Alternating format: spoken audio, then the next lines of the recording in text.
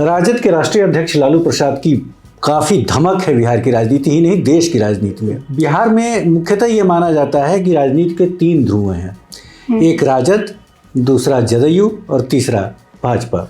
तो ये माना जाता है कि इनमें से दो ध्रुव जब एक साथ होते हैं तो बिहार की राजनीति में उनका दबदबा कायम होता है। कि अभी तक यह स्पष्ट नहीं है कि चिराग पासवान का राजनीतिक रुझान क्या होगा। ये भी एक चौंकाने वाला फैसला है माले का। बीजेपी का परिवारवाद अभियान से बिहार के चुनाव पर कितना असर पड़ेगा? मुझे लगता है कि परिवारवाद का मुद्दा बहुत काम करने वाला नहीं है। नमस्कार, जिन मीडिया में आप सभी का बहुत बहुत स्वागत है। हम आपके लिए लेकर आ रहे हैं खास प्रोग्राम 3 सवाल, जिसका आज पहला एपिसोड है।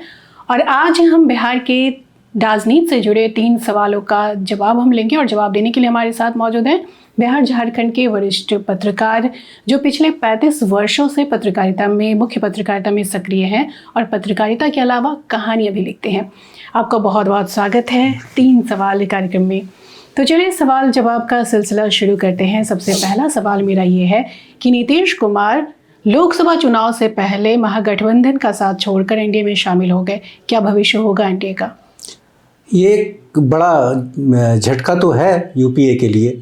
और बिहार में मुख्यतः ये माना जाता है कि राजनीति के 3 ध्रुव हैं, एक राजद, दूसरा जदयू और तीसरा भाजपा। राजद के राष्ट्रीय अध्यक्ष लालू प्रसाद की काफ़ी धमक है बिहार की राजनीति ही नहीं देश की राजनीति में। नीतीश कुमार जी मुख्यमंत्री के रूप में, बिहार के मुख्यमंत्री के रूप में उन्होंने पहचान बनाई है और भाजपा एक बड़ी शक्ति है। तो ये माना जाता है कि इनमें से दो ध्रुव जब एक साथ होते हैं तो बिहार की राजनीति में उनका दबदबा कायम होता है। लेकिन राजनीति में कोई तय फार्मूला नहीं होता है कि ऐसा होगा तो ऐसा होगा।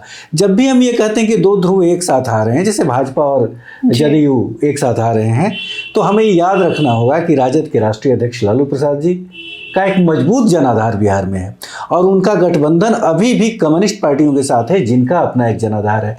और तीसरी बात कि अभी तक यह स्पष्ट नहीं है कि चिराग पासवान का राजनीतिक रुझान क्या होगा।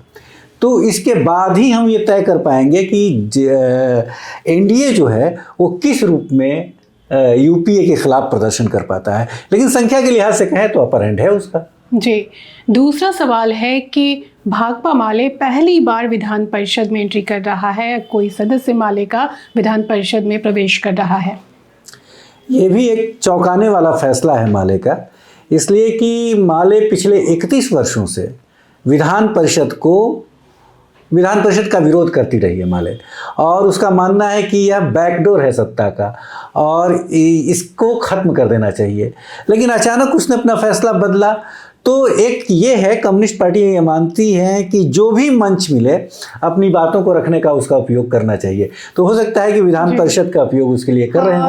एक और बात मैं कहना चाहूँगा, बिल्कुल एक और बात मैं कहना चाहूँगा जी बिल्कुल एक और बात मैं कहना चाहूँगा कि अभी जितने भी उम्मीदवार खड़े हुए हैं उनमें माले के उम्मीदवार शशि यादव को छोड़ दिया जाए तो बाकी सभी करोड़पति हैं। एकमात्र शशि यादव है जिनके पास सिर्फ 16,000 रुपये की संपत्ति है। तो एक ऐसे लोग जा रहे हैं विधान परिषद में, उसका स्वागत किया जाना चाहिए। जी, हम बीजेपी की बात करेंगे सर कि बीजेपी का परिवारवाद अभियान से बिहार के चुनाव पर कितना असर पड़ेगा? मुझे लगता है कि परिवारवाद का मुद्दा बहुत काम करने वाला नहीं है। ये इसलिए भी चर्चित हो गया कि चूंकि राजद के राष्ट्रीय अध्यक्ष लालू प्रसाद जी ने प्रधानमंत्री जी के परिवार को लेकर जो बातें कही, तो लालू प्रसाद जी के कहने का एक असर जाता है, एक असर होता है, एक धमक होती है। इसलिए ये मुद्दा थोड़ा क्लिक किया और प्रधानमंत्री जी ने इस मुद्दे को लपक लिया। जी, उन्होंने तो ये भी कहा कि हर भारतवासी हमारे पूरा देश मेरा परिवार है जी। तो इसलिए एक मुद्दा लग रहा है। लेकिन देखिए, राजनीति में परिवार का असर, मतलब राजनीति में परिवार तो हमेशा रहा है, खुद केंद्र में ही रहा है या विभिन्न राज्यों में रहा है, लेकिन कभी उस तरह से इस मुद्दे को हवा नहीं मिलती है, क्योंकि जनता के लिए ये उतना बड़ा मुद्दा मुझे नहीं लगता है कि परिवारवाद का होने जा रहा है। और खासकर बिहार में इस मुद्दे को लेकर कोई वोट देने की, ये माना जाए कि इस मुद्दे को लेकर मतदान पर असर पड़ेगा, तो मुझे नहीं लगता कि ऐसा कुछ होने जा रहा है। तो ये थे राजनीति के, खास करके बिहार की राजनीति से जुड़े 3 सवाल, और 3 सवालों का जवाब हमने लिया कमलेश जी से, जो वरिष्ठ पत्रकार हैं। आपको हमारा ये वीडियो कैसा लगा हमें कमेंट बॉक्स में ज़रूर बताइएगा। अगर आप ये वीडियो फेसबुक पेज पर देख रहे हैं तो हमारे पेज को लाइक और फॉलो ज़रूर कीजिए। जन मीडिया इंस्टाग्राम और एक्स पर भी मौजूद है, वहाँ भी विजिट कर लीजिए।